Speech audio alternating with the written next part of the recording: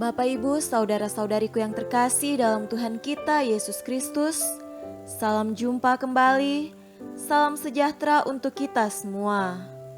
Berkat Allah yang Maha Kuasa senantiasa menyertai kita. Hari Minggu 1 November 2020 adalah Hari Raya Semua Orang Kudus.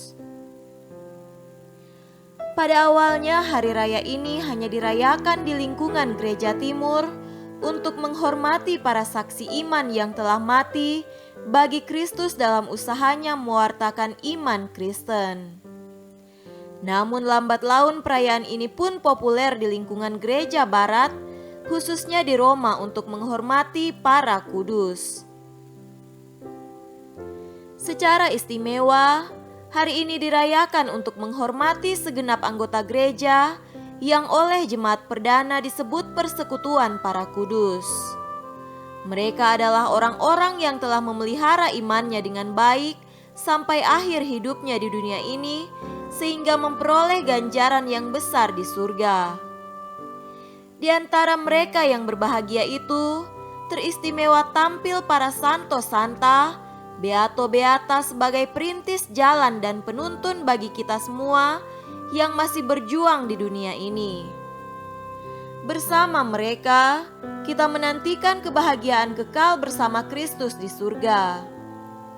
Kebahagiaan dan kemuliaan itu tidak dapat dilukiskan dengan kata-kata manusiawi seperti yang diungkapkan oleh Santo Paulus. Apa yang tidak pernah dilihat oleh mata dan tidak pernah didengar oleh telinga, dan yang tidak pernah timbul dalam hati manusia, semua yang disediakan Allah untuk mereka yang mengasihi Dia. Bersama dengan para kudus, kita berdoa dan berjuang untuk menikmati kebahagiaan kekal yang telah disediakan oleh Allah bagi setiap orang yang berharap dan percaya padanya.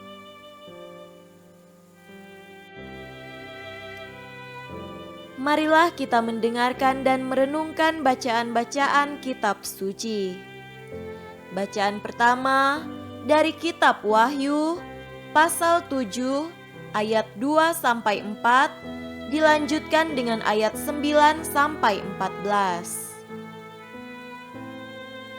Dan aku melihat seorang malaikat lain muncul dari tempat matahari terbit. Ia membawa meterai Allah yang hidup. Dan ia berseru dengan suara nyaring kepada keempat malaikat yang ditugaskan untuk merusak bumi dan laut, katanya, "Janganlah merusakkan bumi atau laut atau pohon-pohon sebelum kami memeteraikan hamba-hamba Allah kami pada dahi mereka." Dan aku mendengar jumlah mereka yang dimeteraikan itu, 144.000 yang telah dimeteraikan dari semua suku keturunan Israel. Kemudian daripada itu aku melihat, sesungguhnya suatu kumpulan besar orang banyak yang tidak dapat terhitung banyaknya dari segala bangsa dan suku dan kaum dan bahasa berdiri di hadapan tahta dan di hadapan Anak Domba, memakai jubah putih dan memegang daun-daun palem di tangan mereka. Dan dengan suara nyaring mereka berseru, "Keselamatan bagi Allah kami yang duduk di atas tahta dan bagi Anak Domba." Dan semua malaikat berdiri mengelilingi tahta dan tua-tua dan keempat makhluk itu. Mereka tersungkur di hadapan tahta itu dan menyembah Allah sambil berkata, "Amin, puji-pujian dan kemuliaan dan hikmat dan syukur, dan hormat dan kekuasaan, dan kekuatan bagi Allah kita, sampai selama-lamanya. Amin." Dan seorang dari antara tua-tua itu berkata kepadaku, "Siapakah mereka yang memakai jubah putih itu, dan dari manakah mereka datang?" Maka kataku kepadanya, "Tuanku, Tuhan mengetahuinya." Lalu ia berkata kepadaku, "Mereka ini adalah orang-orang yang keluar dari kesusahan yang besar. dan mereka telah mencuci jubah mereka dan membuatnya putih di dalam darah anak domba. Demikianlah sabda Tuhan. Syukur kepada Allah. Bacaan kedua dari surat pertama Rasul Yohanes pasal 3 ayat 1 sampai 3. Lihatlah betapa besarnya kasih yang dikaruniakan Bapa kepada kita, sehingga kita disebut anak-anak Allah, dan memang kita adalah anak-anak Allah. Karena itu, dunia tidak mengenal kita, sebab dunia tidak mengenal Dia. Saudara-saudaraku yang kekasih, sekarang kita adalah anak-anak Allah, tetapi belum nyata apa keadaan kita kelak. Akan tetapi kita tahu bahwa apabila Kristus menyatakan dirinya, kita akan menjadi sama seperti Dia, sebab kita akan melihat Dia dalam keadaannya yang sebenarnya. Setiap orang yang menaruh pengharapan itu kepadanya, menyucikan diri sama seperti Dia yang adalah suci. Demikianlah sabda Tuhan. Syukur kepada Allah. Tuhan beserta kita, sekarang dan selama-lamanya. Inilah Injil Yesus Kristus menurut Matius. Dimuliakanlah Tuhan. Injil Matius pasal 5 ayat 1 sampai 12a. Ketika Yesus melihat orang banyak itu, naiklah ia ke atas bukit, dan setelah ia duduk, datanglah murid-muridnya kepadanya. Maka Yesus pun mulai berbicara dan mengajar mereka, katanya, "Berbahagialah orang yang miskin di hadapan Allah, karena merekalah yang empunya kerajaan sorga. Berbahagialah orang yang berduka cita, karena mereka akan dihibur. Berbahagialah orang yang lemah lembut, karena mereka akan memiliki bumi. Berbahagialah orang yang lapar dan haus akan kebenaran, karena mereka akan dipuaskan. Berbahagialah orang yang murah hatinya, karena mereka akan beroleh kemurahan. Berbahagialah orang yang suci hatinya, karena mereka akan melihat Allah. Berbahagialah orang yang membawa damai, karena mereka akan disebut anak-anak Allah. Berbahagialah orang-orang yang dianiaya oleh sebab kebenaran, karena merekalah yang empunya kerajaan sorga. Berbahagialah kamu, jika karena aku kamu dicela dan dianiaya, dan kepadamu difitnahkan segala yang jahat.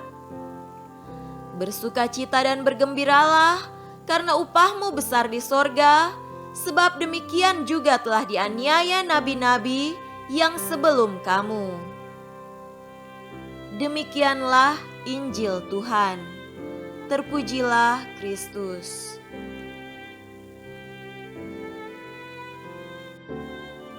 Saudara-saudariku yang terkasih dalam Tuhan kita Yesus Kristus, tema renungan kita pada hari ini adalah Mari Hidup Kudus. Gereja lewat Paus telah menyatakan secara publik banyak orang sebagai kudus. Artinya, secara publik gereja menyatakan bahwa orang-orang tersebut telah masuk surga bergabung dengan kumpulan besar di hadapan anak domba itu.